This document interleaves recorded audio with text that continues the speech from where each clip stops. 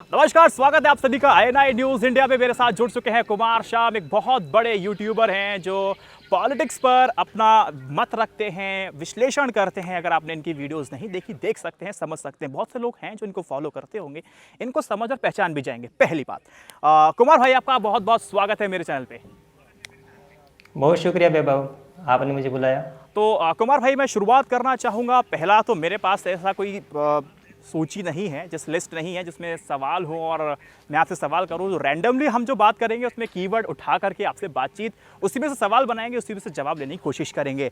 अभी शुरुआत है, लॉकडाउन की चल रहा है, तो लॉकडाउन में आप कर कैसे रहे हैं, किस तरह से आपकी पूरी दिनचर्या होती है, और लोगों को अगर आपको एडवाइस देनी हो कि अपने स्किल्स को कैसे नरिश अप करें, तो वो अच्छी बताइए आप। देखिए वैभव, यूट्यूबर्स की दिनचर्या तो वैसी है जैसी पहले थी, क्योंकि हम पहले भी घर पे ही रहते थे और बाहर जाते नहीं थे। हमारा तो बहुत पहले से लॉकडाउन रहा है, मतलब हाँ, हमारी दिनचर्या लॉकडाउन में बीती है, लेकिन एक मानसिक रूप से बंदिश तो है ही। पूरा देश अगर बंद है तो हम बाहर नहीं जा सकते, सफ़र नहीं कर सकते, कोई चीज़ खरीद के नहीं ला सकते।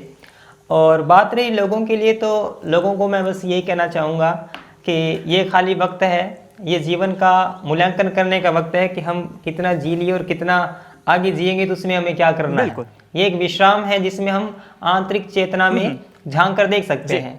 और इसके अलावा अपनी जो रुचियां हैं, जो भागदौड़ी भरी जिंदगी में हम उनको क्रियान्वित नहीं रख पाए, आगे जारी नहीं रख पाए, उन पर हम काम कर सकते हैं, गा सकते हैं, कुछ चित्रकला में अपना हिस्सा ले सकते हैं। कोई किताब पढ़ने का शौकीन हो तो वो किताबें पढ़ सकता है। ऐसा मैं करता हूं और मेरा ये चलता रहता है। दिनचर्या में ज़्यादा कोई बदलाव नहीं है और पढ़ने लिखने में अपना वक्त लगाता हूं। अच्छा कुमार भाई, बहुत बहुत शुक्रिया। अब दूसरा सवाल मैं पूछना चाहूँगा कि लॉकडाउन में हमने मीडिया की गैर जिम्मेदाराना रिपोर्ट देखी है। मतलब एक कम्युनिटी को बार बार टारगेट किया जाता है, गलत तरीके से टारगेट किया जाता है। आप टारगेट कीजिए, आप किसी भी कम्युनिटी को कीजिए, लेकिन तथ्य आपके पास होने चाहिए। आप प्राइम टाइम में गलत तथ्य दिखाते हैं और माफ़ी आप 3 बजे के आसपास मांगते हैं, जब दर्शक बहुत सारे जो प्राइम टाइम देखते हैं वो 3 बजे के आसपास चैनल नहीं देखते। मैं मोटे तौर पर एक आंकड़ा लेकर चल रहा हूँ, मैं इस चीज़ को आपको बता रहा हूँ। जी न्यूज़ का एग्जाम्पल लूँगा, जिसने फेक न्यूज़ फैलाई थी, लोगों को भ्रमित करने का पूरा कहूँ तो मौका दिया था, और माफ़ी जब मांग ली, मेरे ख्याल से तब तक बहुत लोगों को नहीं पता चला होगा कि ये खबर भी आ चुकी है। क्योंकि एक बहुत बड़ा कथन है, आप भी समझते होंगे, कि जब तक झूठ जूता, और जब तक सच जूता पहनता है, झूठ दुनिया का चक्कर लगा के आ जाता है। तो गैर जिम्मेदाराना रिपोर्टिंग के लिए लॉकडाउन के समय आप क्या कहना चाहेंगे और किस तरह से देखते हैं? आपका विश्लेषण क्या कहता है? देखिए, मेरा विश्लेषण तो मैं अपने वीडियो में मीडिया के बारे में, जो भारतीय मीडिया है उसका जो चरित्र है पिछले 6-7 सालों का, उसको मैं बताता रहता हूँ। मेरा मूल्यांकन बहुत ही गहरे तक है कि ये लोग एक तरह से, उनका सुनियोजित तरीके से एजेंडा है जो देश को बर्बाद करने की ये कोशिश कर रहे हैं, देश के समाज में एक दरार पैदा करने की कोशिश कर रहे हैं। लेकिन लॉकडाउन के परिप्रेक्ष्य में अगर इनकी भूमिका देखें तो लॉकडाउन और जो कोरोना वायरस का जो कहर है, यह एक ऐसी बीमारी है जो साझी लड़ाई है। इसमें ये नहीं कह सकते कि इसमें मुसलमान अलग होने चाहिए, इसके अंदर हिंदू अलग होने चाहिए, या ये अमेरिका की है, चीन की है। ये एक मनुष्यता की साझी लड़ाई है और उसमें, इस लड़ाई में हम तमाम लोगों को शामिल होना चाहिए। लेकिन सबसे दुर्भाग्यपूर्ण और एक तरह से क्रोधित करने वाली बात यह है कि मीडिया ने इसका भी धर्मांतरण कर दिया। इस पर भी धर्म का, सांप्रदायिकता का चोला पहना दिया कि जो कोरोना है ये देन तबलीगी जमात की है, मुसलमानों की है, अन्यथा ये फैलता ही नहीं। इसके उदाहरण स्वरूप आप देख सकते हैं, जो सब्जी वाले जो लोग हैं, जो मेहनतकश लोग हैं, उनको इन तमाम चीज़ों की कीमत चुकानी पड़ रही है। अफवाहों की आड़ में पुरानी वीडियो उठा उठा कर लोग चैनल पे चला रहे हैं, वेबसाइट पर डाल रहे हैं, सोशल मीडिया पर मैं आपको एक चीज फैला रहे हैं। उससे क्या है कि पूरी कम्युनिटी को एक तरह से बदनाम करने की कोशिश इस मीडिया ने की है। यहाँ पर एक तथ्य आपके दर्शकों को पता होना चाहिए कि यहाँ पर सरकार चाहे जो भी कर ले, लेकिन गलती इनिशियल स्टेज पे देखी जाए सरकार की है। मैं एक आंकड़ा अगर दूं अपने लोगों को, तो 15 जनवरी से 23 मार्च के बीच में 15 लाख लोग बाहर से आते हैं जिनको क्वारंटीन नहीं किया गया, इनको आइसोलेट नहीं किया गया, जिसकी वजह से, जो मेन वजह है, ये वायरस भारत के अंदर नहीं पनपा। ये वायरस जो है वो चाइना में पनपा है, और फिर भारत, जो चाइना से घूम करके, अलग अलग देशों से घूम करके आए हैं, उनके थ्रू भारत के अंदर एंटर हुआ। अगर उन 15 लाख लोगों की जांच पड़ताल, अगर उनको आइसोलेट किया जा सकता था, तो ये समस्या हमें देखने को नहीं मिलती और 137 करोड़ की देश की जो आबादी है वो लॉकडाउन में नहीं होती। आपको भी पता है, मुझे भी पता है सरकार का किस तरह से निकम्मापन, मैं कहूँ ऐसे शब्दों का मैं अमूमन इस्तेमाल नहीं करता हूँ, लेकिन मैं आस-पास में चीज़ों को देख रहा हूँ, समझ रहा हूँ और मीडिया की मैं इस समय मनोदशा अगर देख रहा हूँ तो ये समझ में आती है कि सरकार को बचाने की पूर्ण कोशिश की जाती है, जिसकी वजह से कम्युनिटी को टारगेट करना इनकी मजबूरी बन जाती है। तो ये इस बात से इत्तेफाक आप भी रखेंगे। अब तीसरा सवाल अगर मैं आपसे पूछूं, मेरे ज़हन में तो ऐसा कोई तीसरा सवाल नहीं आ रहा, लेकिन बाकी मैं आपसे पूछना चाहूँगा कि मैं जब आपके बारे में देख रहा था, रिसर्च कर रहा था, तो बहुत सारी वीडियोस थी जो आपको भी एक्सपोज करती हैं, तो आपने उनका परफेक्ट रिप्लाई भी दिया है। तो जी आप इस क्रिटिसिज्म को कैसे लेते हैं? कंस्ट्रक्टिव वे में लेते हैं या फिर इनसे आहत हो जाते हैं, या फिर तीसरी तरह की परिस्थिति आपके सामने आती है? तो जब एक्सपोजिव वीडियो बनती है तो आप इसको किस तरह से यहाँ पर स्पष्ट, जी बिल्कुल, मेरा स्पष्ट मानना ये है वैभव कि यदि हम आलोचना करते हैं, आलोचना में और घृणा में एक बुनियादी फर्क है। आलोचना व्यक्ति को उत्तरोत्तर बढ़ने के लिए प्रेरित करती है, घृणा उसको गिराने के लिए प्रेरित करती है। यदि कोई व्यक्ति मेरा मूल्यांकन करके मेरी आलोचना करता है तो मैं उसको नतशीर स्वीकार करता हूँ, क्योंकि वह आलोचना मेरी प्रक्रियाओं का विकास करने के लिए की जा रही है। मैं जो काम कर रहा हूँ, ये तो है नहीं कि मैं कोई अंतिम व्यक्ति हूँ तो मेरी आलोचना हो ही नहीं सकती, पूर्ण व्यक्ति हूँ कि मेरी आलोचना हो ही नहीं सकती, मैं मोदी जी तो हूँ नहीं कि आलोचना से परे हूँ। तो आलोचना हो सकती है और मैं उसको एक रचनात्मक तरीके से लेता हूँ कि कहीं ना कहीं हो सकता है कि मैं खामियां छोड़ता हूँ, हो सकता है कि मैं वीडियो में कुछ कमी करता हूँ, होता भी है, हम मनुष्य हैं, तमाम लोग 24 घंटे में कुछ काम करते हैं तो कुछ चूक रह जाती है।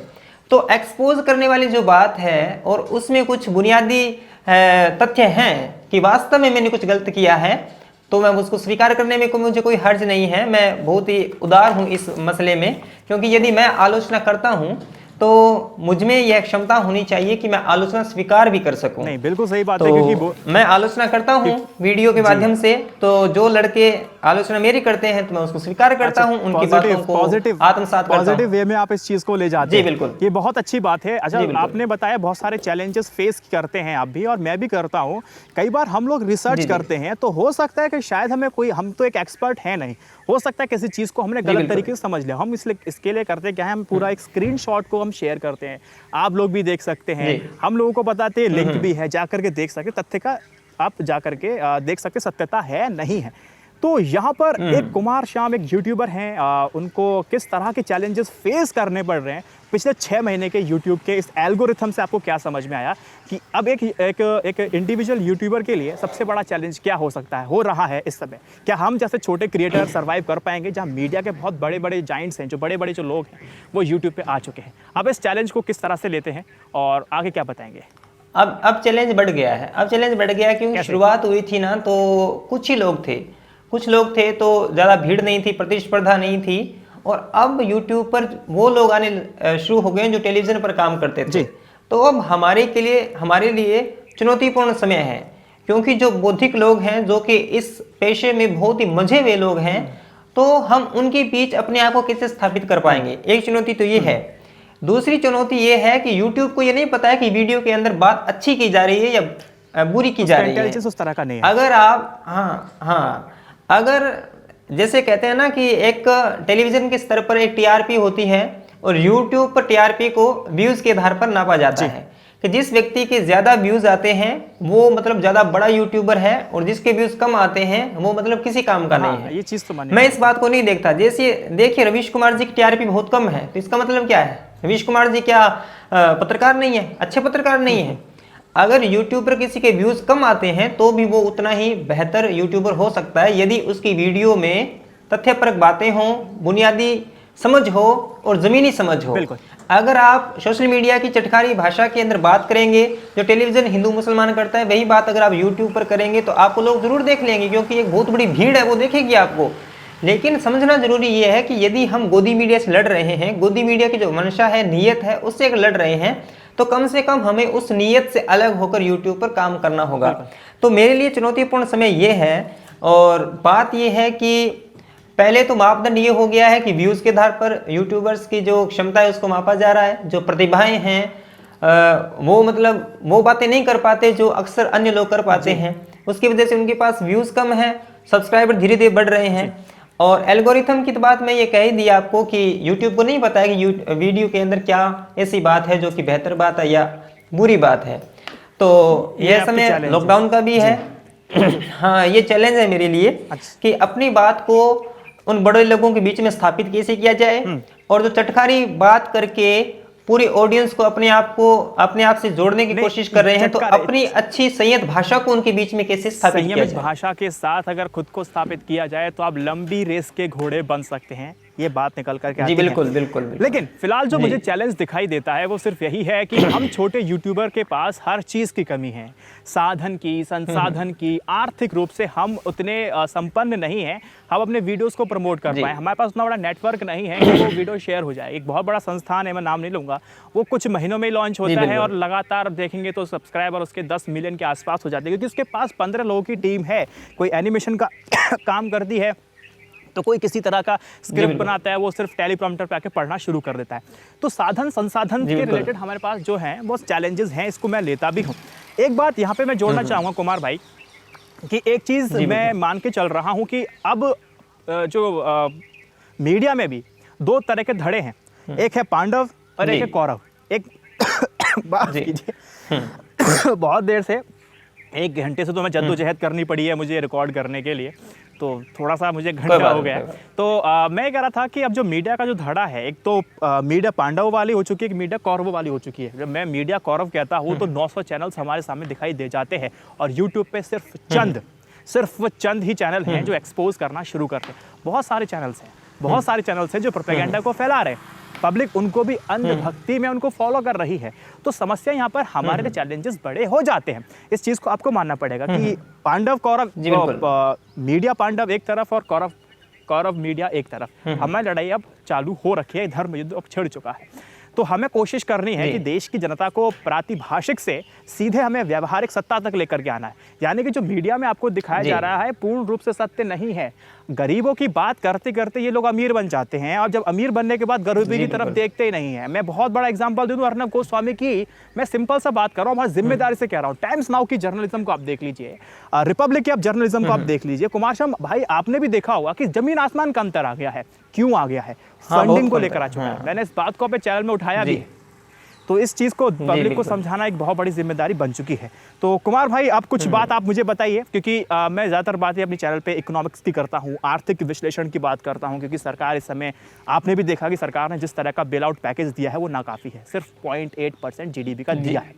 और दूसरी तरफ अगर आप देखेंगे, अगर इसको और कैलकुलेट करेंगे तो 0.4% का ही बेल आउट पैकेज दिया है। तो कुमार श्याम भाई आप मुझे बताइए कि सरकार बहुत कम बेल आउट पैकेज दे रही है क्योंकि उसका फिस्कल डेफिसिट यानी कि उसका वित्तीय घाटा बढ़ जाएगा, इसकी वजह से वो बेल आउट पैकेज को नहीं बढ़ा रही है, जिसकी वजह से लॉकडाउन की देखेंगे बाद में तो नौकरियां जाती दिखाई दे रही हैं।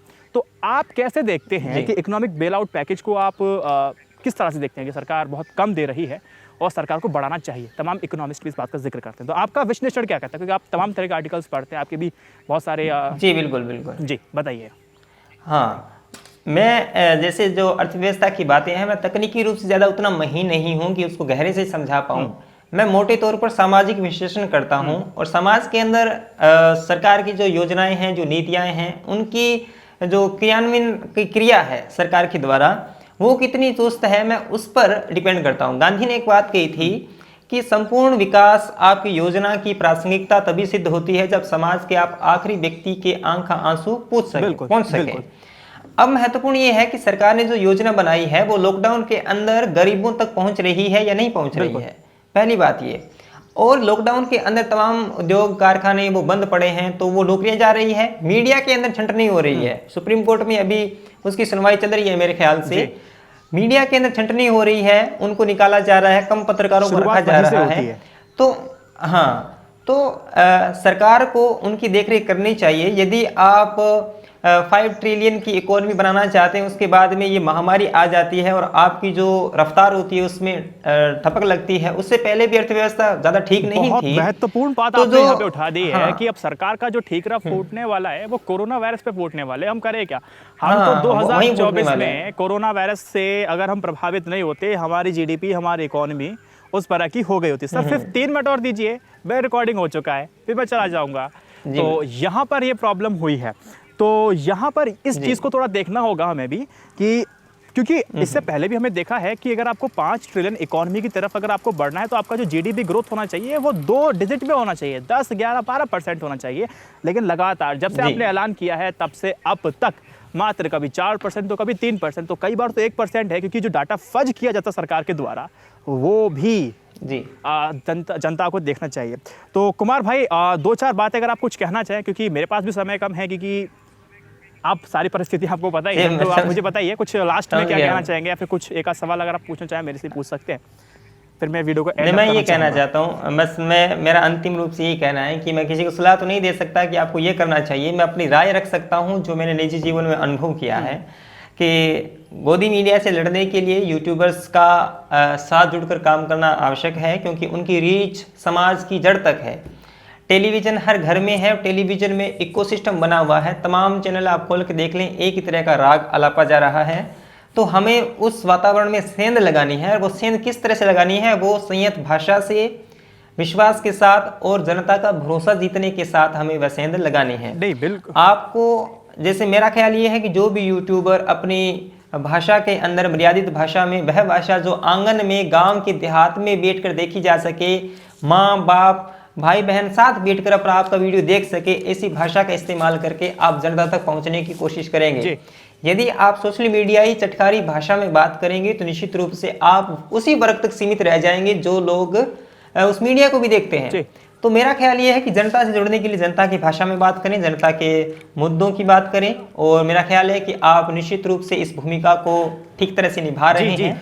मैं आपकी वीडियोस देखता हूं, और अन्य यूट्यूबर्स भी बेहतरी काम कर रहे हैं, उनको भी शुभकामनाएं देता हूं। बहुत बहुत शुक्रिया, अच्छा लगा आपसे बात करके।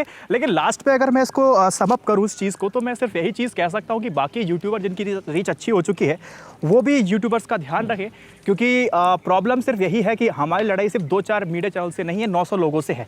जब तक पांडव में 5 लोग अगर नहीं हो जाते हैं मीडिया चैनल्स में, तब तक समस्याएं हो सकती हैं। तो इसीलिए इसको इसी नोट पे मैं इस वीडियो को एंड करना चाहूँगा और आपको समझाना चाहूँगा कि आगे चल करके और कोलैबोरेशन करेंगे, लेकिन अभी फ़िलहाल जय हिंद और वंदे मातरम। अच्छा लगा आपसे बात करके। बहुत शुक्रिया वैभव, आपसे बात करके बहुत अच्छा लगा। ठीक, ओके बॉस। अच्छा